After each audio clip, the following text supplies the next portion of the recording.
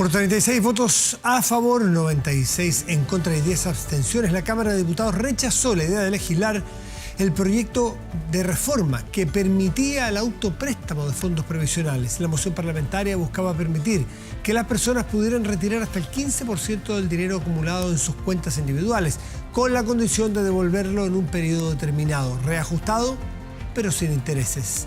Para quienes tenían menos de 1 millón en las cuentas, podían retirar la totalidad del fondo, y quienes tenían menos de 10 millones, o máximo 1 millón.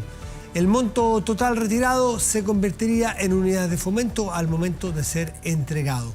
La reforma constitucional requería de 89 votos en la sala de la Cámara de Diputados para ser aprobado. Ahora no podrá volver a presentarse una idea de estas características en un periodo de 1 año. Cuando el día termina, comienza medianoche. Presentamos Medianoche. Y a propósito de eso y muchas otras cosas más, pues están bien emparentados los temas. Eugenio Tironi, prolífico, escritor, ensayista, columnista, sociólogo, está con nosotros. Eugenio, ¿cómo estás? Buenas noches. Muy bien, Matías, muchas gracias, muy buenas noches. Lanza La Sociedad Impaciente, este libro que tengo aquí en las manos, que es tan actual que termina con los indultos. En la contratapa está narrado, está esbozado el tema de los indultos, o sea, así de caliente está este tema, pero no es una crónica de ayer ni de antes de ayer, sino que a partir de hechos muy históricos, ¿A qué te refieres con la impaciencia? Y tú planteas que esto no es un hecho aislado de Chile. ¿Por qué estamos en la impaciencia? ¿Y qué es esta impaciencia? Digo impaciencia porque tenemos pocos factores que nos empujen a esperar, a confiar, a suponer que los logros se van a obtener haciendo la fila, respetando el que va adelante. Y además estamos empujados a conseguir resultados aquí, ahora, en esta vida. Y yo creo que tiene mucho que ver esto con la decadencia de las religiones, que más o menos nos hacía pensar que esta es una vida provisoria y que la verdadera vida venía después de la muerte. Y por lo tanto uno tenía era más condescendiente con uno mismo y con la realidad. Tiene que ver con el fin de la grande ideología, que también nos hacían pensar que esta era una etapa por la cual había que pasar para llegar a nuestro paraíso en la tierra.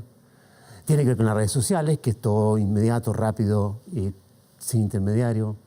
Tiene que ver un poco con esta fragmentación del mundo político y la vida política, en la cual hay muchas tentaciones para hacer ofertas como esta que tú comentabas recién del autopréstamo.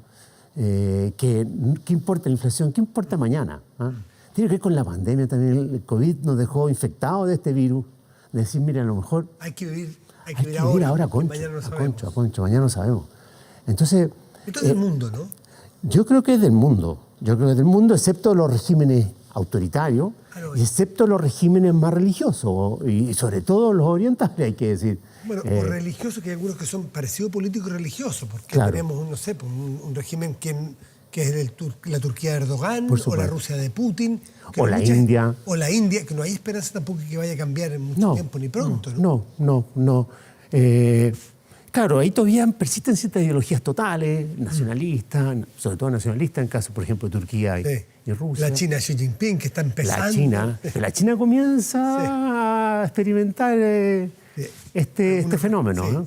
Sí, increíble. Pero esto, que es muy nuevo, no sé los sociólogos cómo lo ven, cómo pueden identificar estos movimientos o estas tendencias, si tienen raíces o van a ser también pasajeras. Porque me imagino que hay de las dos, ¿no? De repente hay vientos que pasan y hay climas que se quedan.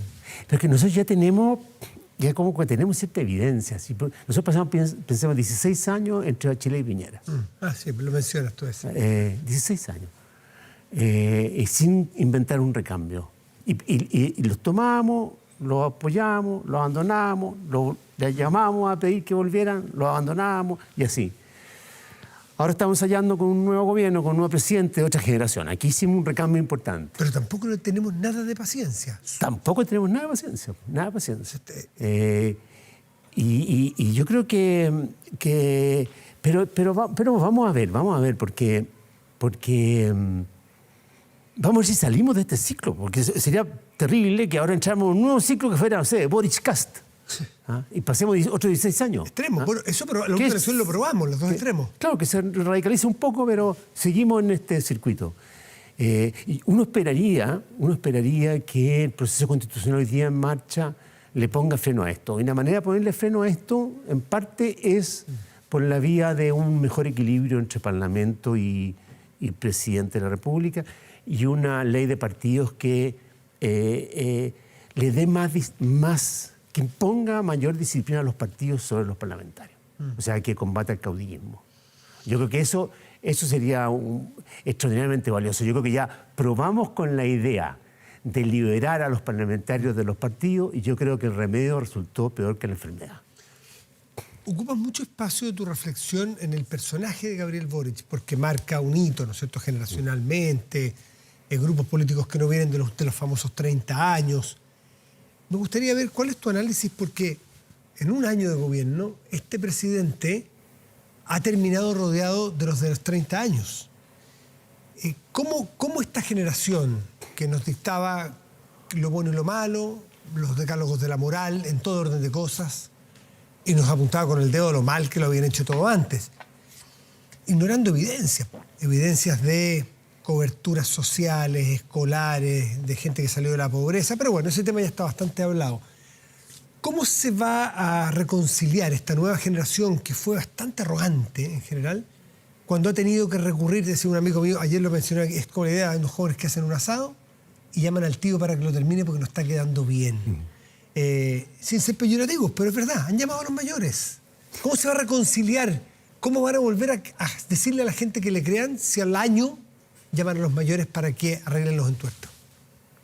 A ver, yo diría primero que nada que no hay generación emergente que no sea arrogante. Si no es arrogante, no es emergente. Tú fuiste protagonista de una. De una, sí. Los Mapu y compañía, claro. Y los Chicago Boys lo fueron de sus padres, totalmente. Los padres yo creo que los condenaban. Y así ha sido siempre. O sea, toda generación que valga la pena se rebela contra sus padres, si no, no vale la pena. Yo creo que esta generación, en ese sentido yo me congratulo que hay una nueva generación que representa en cierto modo Boric, su ícono. Y que además esto mismo se está dando hoy día en distintas dimensiones de la vida pública, no solamente de la vida social, no solamente en política.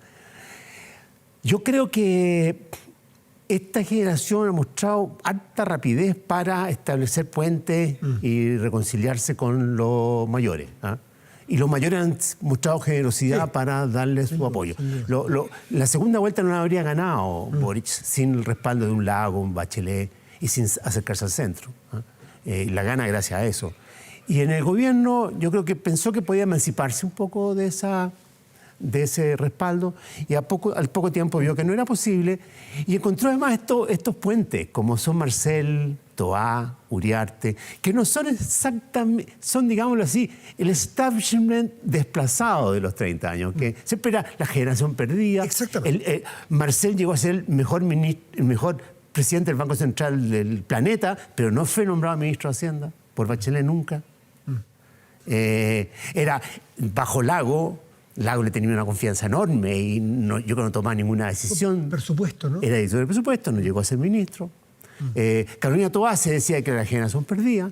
Bueno, y estas figuras están haciendo de puente entre los viejos como yo y esta nueva generación. En ese sentido ha sido bien inteligente, creo yo, no recurrir a los viejos de siempre, sino a esta generación intermedia.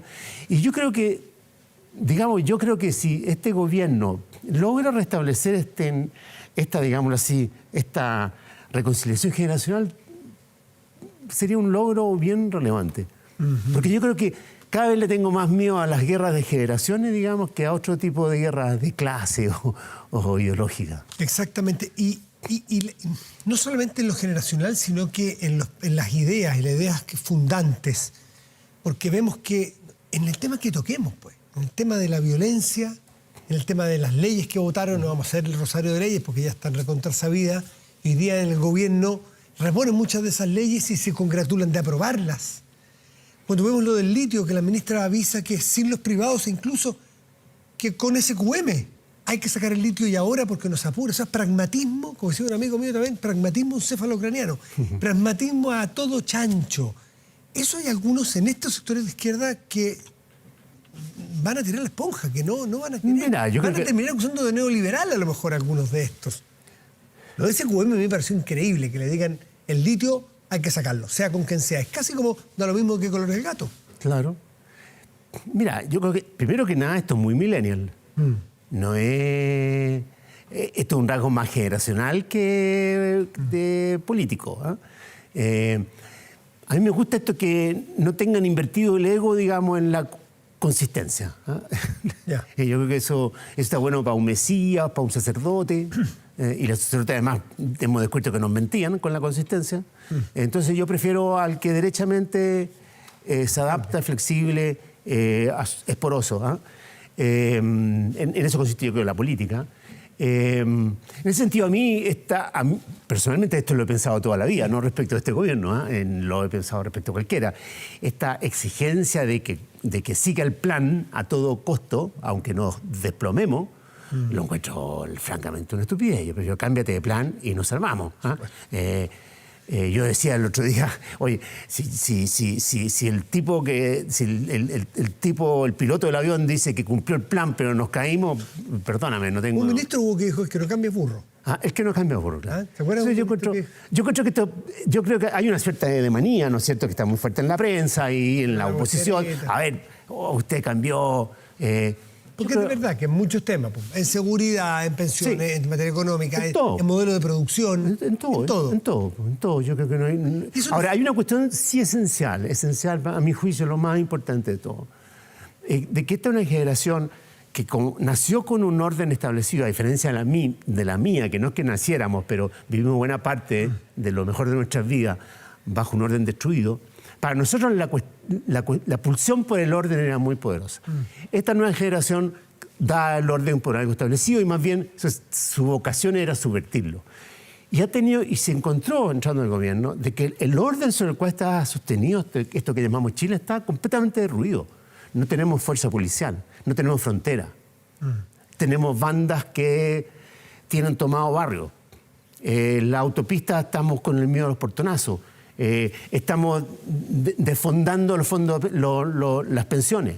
O sea, y ellos han tenido que hacerse cargo del orden, de restablecer un orden, que quizás no es el que soñaban, pero sin orden todo lo demás no se puede obtener. Y yo creo que ese aprendizaje, que es en cierto modo el aprendizaje que uno esperaría que uno adquiera cuando llega a la condición de adulto, yo encuentro que es muy importante que lo estén viviendo. Y esa cuestión se aprende en los hechos. En menos de un año, el presidente de la República avala de alguna manera la frase, porque si no lo hubiese corregido, la frase de que hay que hacer una revisión crítica al programa. Y ha pasado un año exacto desde que está en el poder. La revisión crítica al programa, uno podría haber dicho más adelante, pero eso es el pragmatismo llevado al extremo y a mí me parece también lo inteligente, porque aferrarse a algo que está mal o que no está funcionando es... Pero también yo reconozco que esto es algo que han hecho todos los actores políticos en el pasado. Fíjense lo que ha hecho la derecha con los cómplices pasivos, lo que ha hecho con lo que fue la dictadura militar, lo que ha hecho respecto a derechos humanos. Lo que plantea Coloma en una entrevista del domingo, diciendo que está dispuesto a buscar entendimiento en puntos intermedios. O sea, el que se mete a jugar a la política tiene que aceptar que tiene que mutar, tiene que cambiar, tiene que ceder, tiene que encontrar puntos de acuerdo. ¿Cómo te le Eugenio Tiranía, a este mismo grupo que va a tener que hacer campaña en 4 años más con otro candidato o en 3 años más? ¿Cómo te imaginas que van a ser sus drivers de campaña? Tenemos claro los que ya fueron, pero muchos de ellos quedaron vencidos. Es increíble que vuelvan con lo mismo, porque les van a decir, discúlpeme, una vuelta sí, pero dos... O sea, uno se puede dar vuelta a 180 grados, pero no en 360, porque queda donde mismo. Claro. Entonces ¿cómo te imaginas? Es que primero hay una cosa que agreguémosle una presa al caldo, y que fue el 4 de septiembre. O sea, porque la propuesta de la Constitución llevaba al paroxismo, al extremo, las ideas matrices de esta generación. ¿ah? Claro. O sea, las llevó al extremo, casi a la sí, caricatura. sí. Y estas fueron... A la caricatura. A la caricatura, fueron rechazadas. Por lo tanto, ya no es un problema de reflexión, de introspección. Hay un hecho evidente de que ir por ese camino sería ir contra el pueblo, digamos, ¿ah? Contra los ciudadanos. Es necesario rectificar. Ahora, yo creo que sin embargo, hay cuestiones de ese pasado, digámoslo así, hay ilusiones que estaban allí presentes que habría que reivindicar, yo creo que habría que recoger. No hay que tirar el bebé con el agua a la bañera, que está un poquito claro. Esto. ¿Ah? O sea, esto que no tengamos ninguna representación del mundo indígena en estos expertos, admisibilidad. ¿A eso te refieres con, no exactamente, pero a la resaca conservadora, el temor a que nos pasemos de nuevo? Que nos pasemos de rosca, sí, hay un peligro, ¿eh? Que nos pasemos de rosca. Yo creo que, sí, yo creo que en ese sentido, digamos, casi uno de mis propósitos con el libro, a ver, oye, tratemos de, no nos dejemos ya por la impaciencia y pensemos de que como nos vamos olvidando del pasado, nos olvidamos que tuvimos el octubre del 19, nos olvidamos de la convención, nos olvidamos de Boric y ya vamos pensando en cosas nuevas. Yo creo que hay cosas de ahí que hay que rescatar. Tenemos una bomba de tiempo ahí enterrada que no ha desaparecido. En un momento pensábamos que habían dimensiones como la relación con la naturaleza, la relación con los territorios, la descentralización, que eran importantes. Eso, obviamente la incorporación a los pueblos indígenas, esa cuestión no la votemos, no la olvidemos. ¿Ah? Porque si no vamos a estar alimentando a la larga una nueva explosión. ¿Ah? Y vamos a seguir en los bandazos. Sí. La sociedad impaciente tiene muchísimos otros temas y de ahí descuelgan otras reflexiones que uno mismo puede hacer a partir de las propias vivencias, de lo que está en el día a día. Porque esto es un libro súper actual. Eugenio Tirón, este libro ya está en librería. Sí, absolutamente, sí. Así que te agradecemos mucho que vengas a conversar unos minutitos sobre él. Encantadísimo. Estar invitado a leerlo porque uno entiende y lo ayuda a reflexionar. Ayer me pilló el temblor leyéndolo. Estaba sentado. Pero no, eso me pasó a mí nomás. No es que sea tan tembloroso el libro. Muchas gracias, Eugenio, que te vaya muy bien. Muchas gracias. Hacemos una pausa y volvemos. Espérenos. Estamos de vuelta. De inmediato revisamos las informaciones más destacadas del día con Marcos Fleming. Hola Matías, hola a todos en sus casas. Comenzamos el resumen informativo en medianoche. Finalmente, la sala de la Cámara de Diputadas y Diputados rechazó por una amplia mayoría el proyecto de autopréstamo de recursos desde las AFP. Esta moción fue impulsada por el Partido de la Gente y la diputada Pamela Giles y no alcanzó ni la mitad de los votos requeridos, un hecho que fue celebrado por el gobierno. ¿Marcará esto un precedente de cara al debate por el sexto retiro? Ponga atención. Respira aliviado el ministro Marcel, porque finalmente la sala de la Cámara de Diputados le dio un portazo a la reforma constitucional que permitía realizar un autopréstamo de recursos desde las AFP. El proyecto finalmente no tuvo ni la mitad de los votos que necesitaba. Resultado de la votación. Por la afirmativa, 39 votos, 96 en contra, 10 abstenciones. Rechazado el proyecto. Fue una acalorada discusión en la Cámara. Por más de 2 horas, los parlamentarios expusieron sus argumentos a favor y en contra. Hoy muchos nos critican y crucifican esta idea, pero hace unos años atrás estaban en la otra trinchera, haciendo videos, bailando, llamando a aprobarlo y funando a los que no aprobaban los retiros. Y todos saben que quienes no tienen plata en las cuentas van a tener un impacto en los precios. Todos lo saben. Qué lindo ver también cómo algunos entendieron la importancia de controlar la inflación. Negativa a legislar el autopréstamo que tuvo intensas negociaciones en la misma sala. La ministra Tobá, el ministro Marcel y la ministra Jara intentaban en plena sesión alinear a los parlamentarios oficialistas de cara a la importante votación. Y la ministra del Trabajo se acercó a mí minutos previo a la votación y por tanto consensuamos de trabajar una indicación que permita justamente utilizar el autopréstamo que está contenido en uno de los artículos de la reforma previsional para temas quirúrgicos con un monto mayor y con condiciones diferentes. Finalmente, solo 4 diputados oficialistas terminaron aprobando el autopréstamo. El resultado dejó conforme al gobierno, pues se da en una semana donde además se aprobó en el Senado el proyecto de las 40 horas y un paquete de ayudas económicas. Creo que ha primado la responsabilidad nos parece una señal muy positiva y con esto podemos volver a centrar la discusión en materia de pensiones en lo que es realmente importante, que es el proyecto de reforma previsional. El gobierno movió cielo, mar y tierra para rechazar este proyecto y se olvidó de la gente, se olvidó de la ciudadanía. Nosotros votamos en contra de este proyecto por los méritos del proyecto, que era muy malo, era muy peligroso, que iba a generar efectos económicos muy dañinos. Proyecto que ahora queda archivado y no podrá legislarse hasta dentro de un año, salvo el autopréstamo acotado de hasta 1 millón de pesos que contempla el gobierno en su reforma previsional. Pero marca esta votación un precedente de cara a la discusión por el sexto retiro. Vienen muchas batallas por pelear y la madre de todas las batallas es el sexto retiro. Si aquí queremos que haya reforma de pensión en el país, que es lo de fondo, tenemos que también entender que las pensiones se construyen en parte y en buena parte con lo que los trabajadores y trabajadoras han ahorrado. Creo que hay una amplia conciencia en los parlamentarios que ese no es el camino. Debate que se dará en el Congreso a contar del 18 de abril, en paralelo a la discusión por la reforma a las pensiones. Solo el futuro dirá si el categórico rechazo al autopréstamo termina siendo una señal de cara a la tramitación de este nuevo retiro de recursos desde las AFP.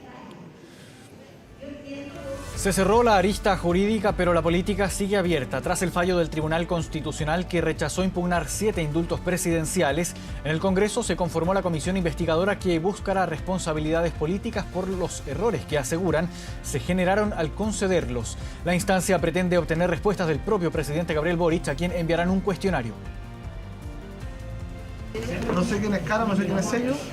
Esa la confusión del diputado Juan Antonio Coloma en momentos que la suerte intentaba definir quién presidiría la comisión investigadora por indultos. El empate a 6 de Erika Edo y Sofía Cid obligó a sacar un curioso método de elección.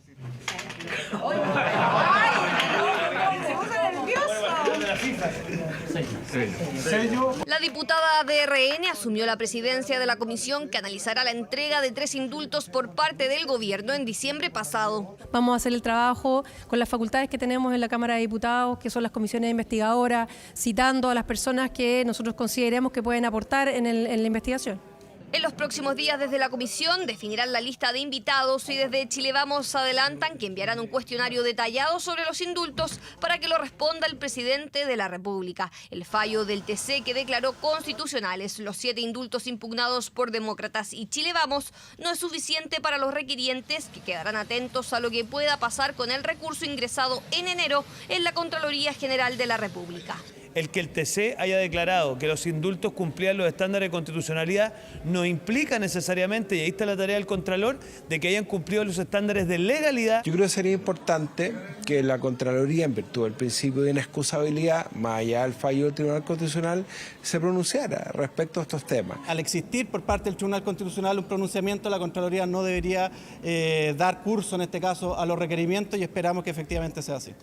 El deseo del gobierno es cerrar el capítulo de los indultos, pero la arista política está aún abierta en el Congreso Nacional. Damos por resuelto ese dilema que planteó la oposición a través del requerimiento, más allá de las propias estrategias que quiera seguir empujando aquellos sectores. Pero el Tribunal Constitucional resolvió, va a haber un fallo, va a estar con mayor detalle.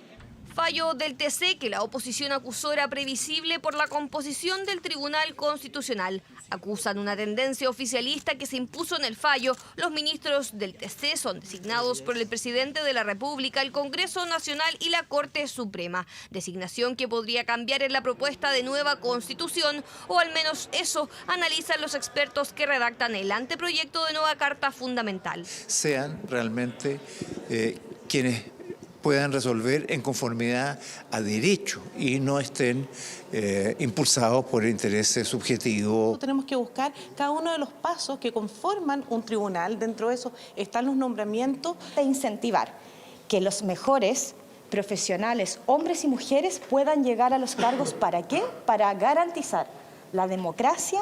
Debate abierto en la comisión experta tras el fallo del TC en el caso indultos, caso que comenzará a revisarse la primera semana de abril en la comisión investigadora de la Cámara de Diputados. Una nueva tensa y polémica jornada se vivió este miércoles en el Congreso. Interrupciones, mociones de censura y la aplicación de inéditas sanciones se apreciaron en la Cámara de Diputadas y Diputados. Esta Cámara ha sobrepasado cualquier límite, fue lo que aseguró el propio presidente de la corporación. Estamos viendo una situación bien particular acá al interior de la sala de la Cámara que no tiene nada que ver con el proyecto de autopréstamos. Tensión al interior del hemiciclo cuando concluía uno de los debates que marcó esta jornada. Nuevo altercado, nueva polémica. Atrás quedaba la votación por el proyecto de autopréstamo y la tensión se volvía a instalar por la acusación de acoso sexual y laboral que la semana pasada se conoció en contra del diputado Enrique Ly. Que se queden a escuchar al diputado Ly su descargo según el artículo 33, que creo que es su derecho, que todos, sobre todo aquellos que lo acusaron, lo escuchen. Artículo 33 para que el diputado acusado pudiera hacer sus descargos porque a su juicio su reputación fue dañada. Era el inicio de la polémica. Esta solicitud de artículo 33 va en contra del protocolo de acoso sexual. Exponer en este hemiciclo, exponer de manera televisada a una funcionaria que está siguiendo el proceso es contrario al protocolo de acoso sexual. Reclamo que no tuvo efectos. Ly tomó la palabra bajo la exigencia de no individualizar a la funcionaria que lo denunció en el Congreso. Señor presidente, hago manifiesta la irregularidad que una denuncia laboral de este tipo haya sido tratada en una comisión política que no tiene competencias para conocer, ni investigar, ni mucho menos para juzgar una acusación tan grave. Menos aún para filtrar la identidad como se hizo. Los reclamos de Orsini por este derecho fueron incesantes. Molestia porque el diputado tomara la palabra, la que le manifestó airadamente al presidente de la Cámara. Diputada, ¿puedo terminar? No, es que diputada, le pido un poco de respeto. La llamo al orden, por favor, tome asiento. La llamo al orden. De verdad, yo creo que esta Cámara ha sobrepasado cualquier límite respecto a los respetos. El altercado se produjo cuando en la Cámara se debate por un nuevo reglamento que regule el comportamiento de los diputados. Polémicos hechos han generado la iniciativa, lo que ha enfrentado al líder de la testera con algunos parlamentarios. Yo, señor presidente, le voy a decir una cosa. Usted ha estado en conflicto con esta Cámara desde un tiempo a esta parte. Yo, señor presidente, pido la censura de esta mesa. Quiero decirle que usted está en todo su derecho a presentar la censura, pero nosotros no vamos a cambiar de opinión. No vamos a cambiar de opinión respecto a lo que hemos dicho del cambio de reglamento. Aunque a ustedes les preocupe, enoje, ofenda o lo que sea, vamos a seguir adelante. Las posibles modificaciones en el reglamento fueron presentadas este miércoles a los comités de la Cámara y en 2 semanas se buscará consensuar un nuevo texto, el que sancionaría conductas como dirigirse al pupitre de otro parlamentario con el objetivo de recriminarlo o el exhibir carteles con mensajes ofensivos. Que Mirosevic lo haya planteado sin consultarlo trajo advertencias. ¿Esto podría significarle la censura al presidente? Sin duda que hay motivos más que suficientes como para avanzar en una idea de esta naturaleza. La derecha siempre anda pensando en censuras a la mesa. Nosotros creemos que esto tiene que abordarse, hay que hacer un trabajo serio para poder reformar el trabajo que se realiza dentro del Congreso. Entre las sanciones propuestas se encuentra sancionar con el 100% de la dieta si la mala conducta lo amerita, el ingreso de la fuerza pública para detener a un parlamentario que haya agredido a otro o privar del uso de la palabra a un legislador por 30 días. Lo llama al orden. Diputado, lo llama al orden. Amonestación y censura. Lo que ocurrió con el diputado Gonzalo de la Carrera. Bueno, diputado, privación del uso de la palabra y voy a continuar. Por favor, tome asiento. ¿Hasta cuándo esta falta de respeto?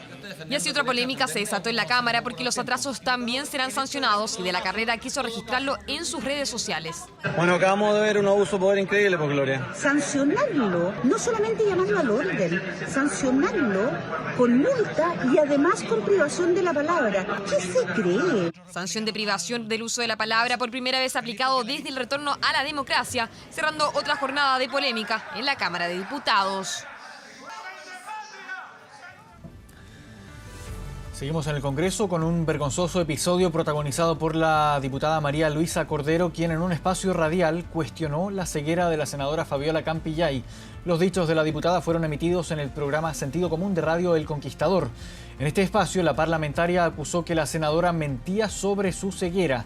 Fabiola Campillay, cabe recordar, perdió la vista producto del impacto de una bomba lacrimógena que le generó fracturas en su rostro y cráneo. Los dichos de la diputada María Luisa Cordero provocaron un total rechazo en el Congreso. Diputados y senadores de todo el espectro político solidarizaron con la senadora y el propio presidente Gabriel Boric le brindó su apoyo en redes sociales. Esta es una nueva revictimización en la cual muchas veces he querido no haber vivido he querido no recordarla.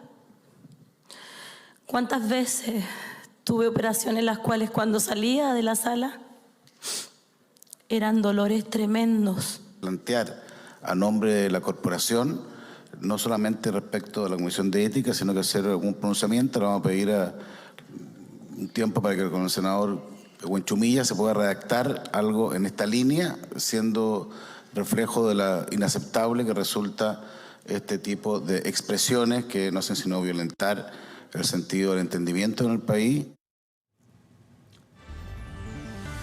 Y respecto a esto mismo que indicaba el presidente del Senado, ahí está la declaración emitida por la corporación que dice lo siguiente: la unanimidad de la Sala del Senado rechazó categóricamente las ofensivas e inaceptables expresiones emitidas por la diputada María Luisa Cordero, las cuales lesionan gravemente la dignidad de la senadora Fabiola Campillay y al efecto acordó oficiar a la Comisión de Ética de la Honorable Cámara de Diputadas y Diputados para que se pronuncie y adopte las medidas en el ámbito de su competencia. En democracia, el lenguaje de odio no tiene espacio alguno. En consecuencia, los graves dichos enunciados merecen el repudio no solo de este Senado, sino de la Cámara de Diputadas y Diputados y de la sociedad en su conjunto. Junto con solidarizar con la senadora Fabiola Campillay, este Senado de la República estudiará con especial interés un proyecto ya presentado por diversos senadores y senadoras que busca sancionar con severidad la promoción e incitación del odio. Parte entonces de las palabras de esta declaración publicada por el Senado. Y el presidente de la República, Gabriel Boric, visitó la región de Ñuble, donde supervisó en terreno el proceso de reconstrucción y entregó importantes anuncios en materia de recuperación productiva para las zonas afectadas por los incendios forestales. El jefe de Estado, acompañado por el ministro de Agricultura, Esteban Valenzuela, la delegada presidencial para la reconstrucción, Paulina Zabal, y también autoridades locales, llegó hasta la comuna de Ranquil, donde se reunió con cerca de 30 vecinos y vecinas de las zonas más afectadas. Durante su visita, el mandatario anunció la entrega de 5.000 subsidios de 1 millón de pesos para microproductores que cultivan alimentos, además de 6.100 subsidios de hasta 3 millones de pesos para pequeños productores campesinos que comercializan sus productos en espacios locales y regionales. Ambos beneficios serán entregados a través del Instituto de Desarrollo Agropecuario INDAP.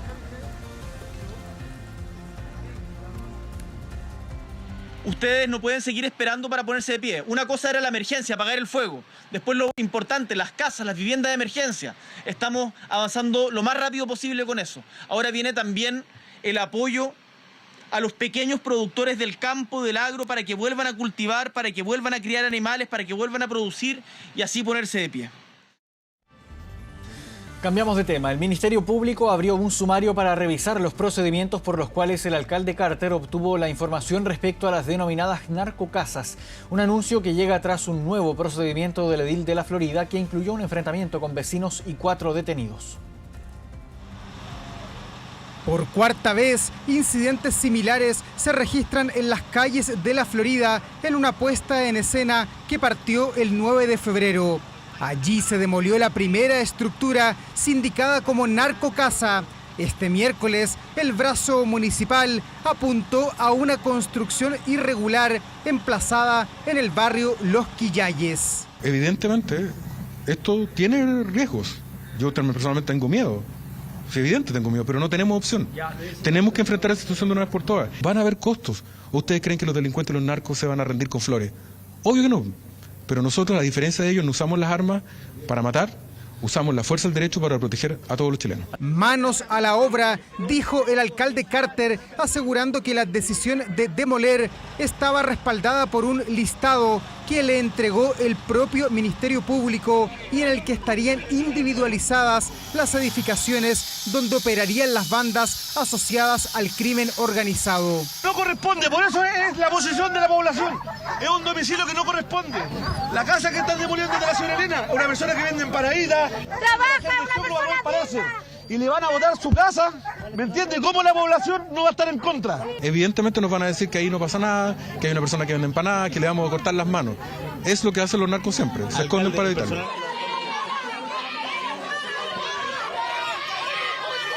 Piedrazos y la aparición de una mujer colgando desde un ventanal intentaron frenar la acción municipal. Pero ningún argumento fue válido y la decisión alcaldicia no admitió cuestionamientos. Yo soy la dueña del 1800, del 85 que vivo ahí. ¿También su familia está asociada a alguna causa investigada por droga, alguien que viva con usted? Mi casa no. Mi hijo, lo que haga mi hijo, esa es cosa de él porque es mayor de edad. ¿Y él no es el dueño de la casa? Él no vive conmigo, no lo sacaron de mi casa a mi hijo, porque mi hijo está preso ahora. Ya él no lo sacaron de mi casa, lo sacaron de otro lado donde vivía. 3 horas después de iniciado el procedimiento, el fuego brotó en los balcones de una ex iglesia que el alcalde Carter había establecido como su puesto de mando para esta jornada. No vamos a arrancar, pase lo que pase.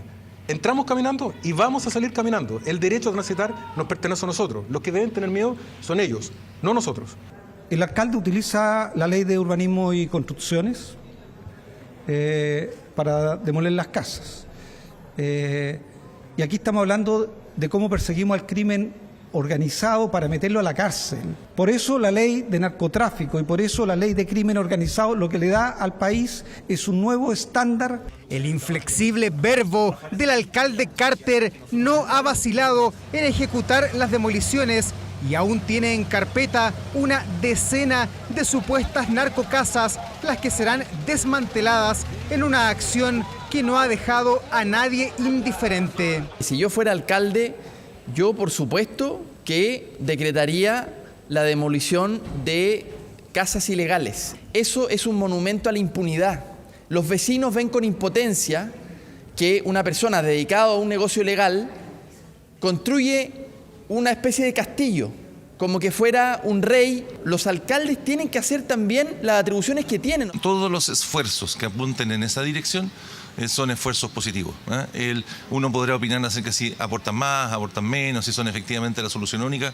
Yo creo que no hay ninguna autoridad pública en el Estado que pueda sostener que una medida como esa puede ser la solución única, pero siempre se valoran las iniciativas de los distintos agentes del Estado que apuntan a combatir eficazmente el narcotráfico. De todas maneras, el Ministerio Público abrió un sumario administrativo en la Fiscalía Regional Metropolitana Oriente. Se busca determinar quién y cómo se le entregaron los antecedentes de las supuestas narcocasas al alcalde Carter y además evaluar que esa colaboración se dio con apego a los procedimientos administrativos correspondientes. El problema que esta medida tiene es que no elimina el problema de raíz, porque lo primero es que uno, al destruir una parte de la casa sigue perteneciendo al narcotraficante. Los municipios debiéramos tener mayores facultades, pero más que para la persecución penal, para complementar el trabajo que hace la Fiscalía, y en eso yo focalizaría el trabajo en lo que es el comiso de los inmuebles. Finalmente, el operativo terminó con éxito. La ampliación ilegal fue demolida y 4 personas quedaron tras las rejas, 3 de ellas con órdenes de detención pendientes. El municipio de La Florida aún no confirma dónde y cuándo tendrá lugar una nueva demolición en el marco del combate contra el narcotráfico.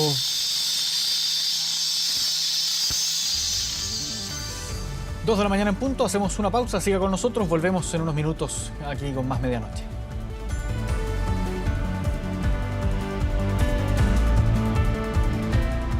Internacional.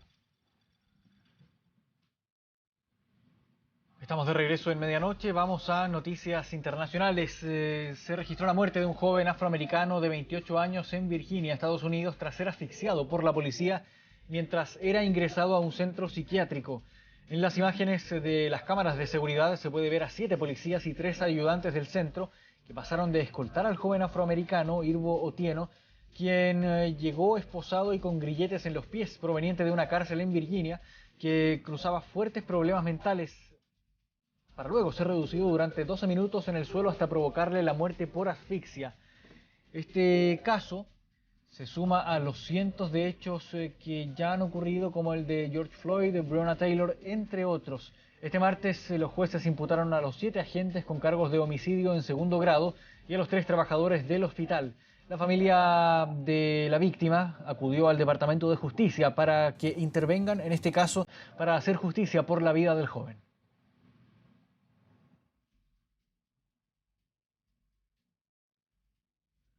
Seguimos en Estados Unidos porque se suponía que por estos días sería la detención de Donald Trump, un hecho que no ha ocurrido, pero que la inteligencia artificial se encargó de recrear. En las imágenes vemos cómo la aplicación Midjourney de inteligencia artificial creó escenas de un supuesto arresto del exmandatario.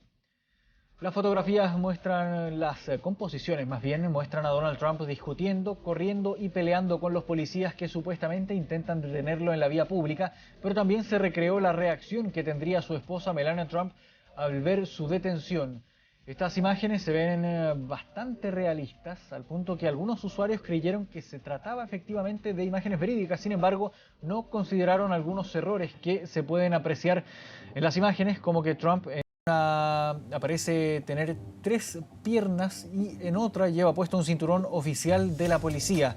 Hasta el momento el expresidente no ha sido detenido, pero la incertidumbre aumenta y la policía de Nueva York se prepara ante un posible escenario en esta misma vía.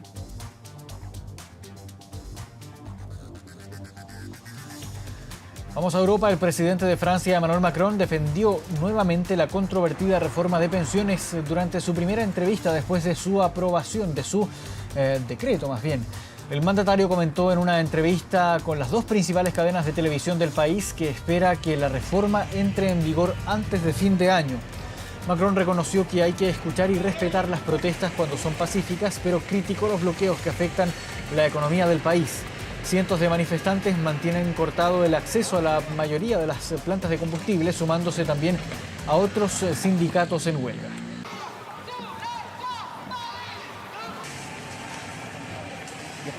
Esta reforma es necesaria. Y digo esto para los franceses.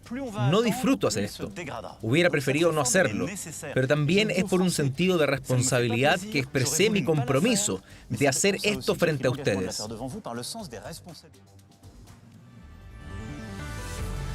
Volvemos a nuestro país, vamos de inmediato a las calles de Santiago, tomamos contacto con Carlos Melín, que nos va a contar las informaciones policiales de las últimas horas. Carlos, ¿cómo estás? Hola, ¿qué tal? Buenas noches. Sí, vamos a partir con algo que está en desarrollo acá en la comuna de Conchalí. Esto es a la altura de calle Altona con Tupungato, donde lamentablemente una situación bastante trágica termina con 12 personas fallecidas. Ustedes ven en las imágenes en este minuto cómo está personal de la Policía de Investigaciones trabajando, porque en este lugar, en el sitio del suceso, hay un vehículo con una persona que fue acribillada en el interior de este automóvil, en tanto uno de sus acompañantes que estaba en el vehículo resultó ileso. Todo esto, y esto de acuerdo con información preliminar, se habría originado cuando en las cercanías existió aparentemente una riña entre equipos rivales, lo que generó que los ánimos fueran alterándose hasta el punto en que se enfrentaron acá en esta calle a la altura de Altona, donde se efectuaron bastantes disparos. Más de 15, dicen los vecinos que escucharon, se percutaron, y también nosotros, los equipos de prensa, hemos tenido que cada vez más ir corriéndonos porque el sitio del suceso se ha ampliado producto de que hay mucha evidencia balística en prácticamente toda una cuadra. Vamos a escuchar declaraciones por parte de una testigo de la Fiscalía y también de Carabineros. Conversando, escuchando música. Y yo estaba aquí, o sea, estaba en el patio, después me entré y me fui a mi pieza y de repente siento, dije, estos no son fuegos. Y llega mi hijo y me dice, mamá, estos son balazos, me dice. Y lo sentimos súper cerca. Yo miro y veo a un niño tirado ahí en el piso. Todos decían, está muerto. Cuando dijo, está muerto, yo lo vine a ver. Yo igual trabajo en el servicio de salud, entonces yo lo vine a ver. Lo único que fui a buscar una toalla y le tapé la cabeza y dije, llévenselo. La información previa sería alguna rivalidad producto de algún club deportivo, de algunos barristas. ¿Y la persona que iba acompañando, el copiloto de este vehículo, no se encuentra lesionado? No, el acompañante del fallecido que está en el automóvil no presenta ningún tipo de lesión. Tenemos en el sector que está a nuestra espalda una persona fallecida al interior de un automóvil. Hace unas horas esta persona junto con un amigo se encontraban dentro de este vehículo. Y al parecer, desde otro automóvil que pasa por el lugar, comienzan a dispararle en numerosas oportunidades.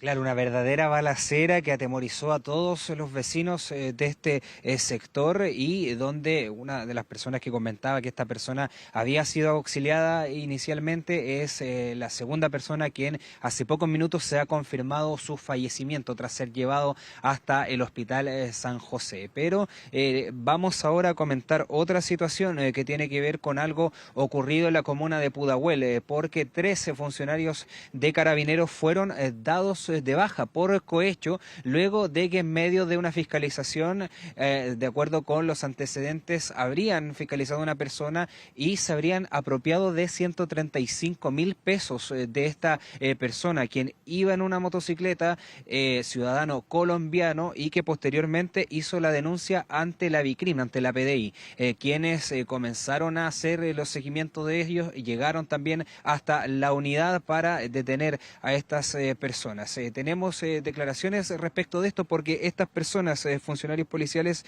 durante esta jornada fueron formalizados. Vamos a escuchar más detalles por parte de las declaraciones. Esta mañana en el primer juzgado de garantía de Santiago pasaron a control de detención 3 funcionarios de Carabineros, quienes están imputados por intentar cobrar dinero a un ciudadano extranjero. Los 3 imputados fueron formalizados por el delito de cohecho, solicitando al Ministerio Público la medida cautelar de arresto domiciliario total, la que no fue acogida por el tribunal, decretando arraigo nacional y firma quincenal para los 3 imputados.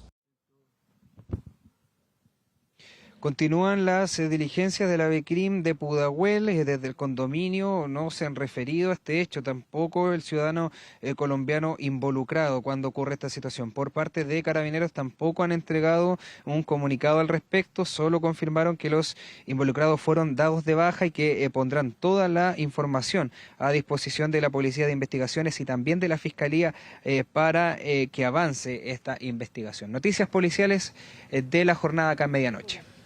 Carlos Melín, muchas gracias por este contacto. Buenas noches. 2 de la madrugada con 15 minutos. De esta forma llegamos al final del bloque informativo en Medianoche. Agradecemos que se hayan informado junto a nosotros. Volvemos contigo, Matías.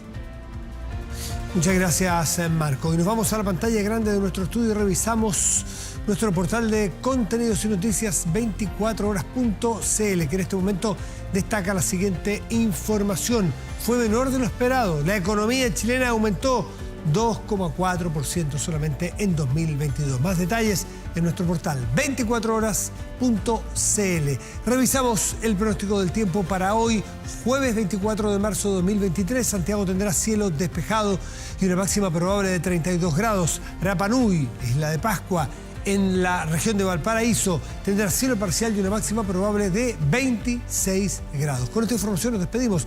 Agradecemos su atención. Los dejamos invitados a seguir atentos a las pantallas de TVN y todas sus plataformas. Muy buenas noches y gracias por venir.